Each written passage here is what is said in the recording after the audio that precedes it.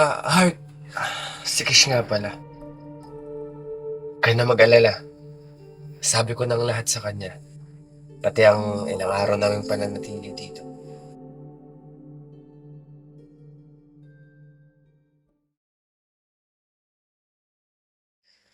Heart, maraming salamat sa pagpapatuloy kay Nanay Kadsani.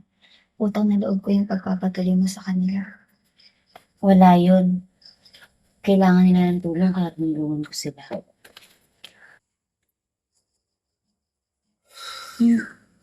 Sunny, mukhang pawisan ka.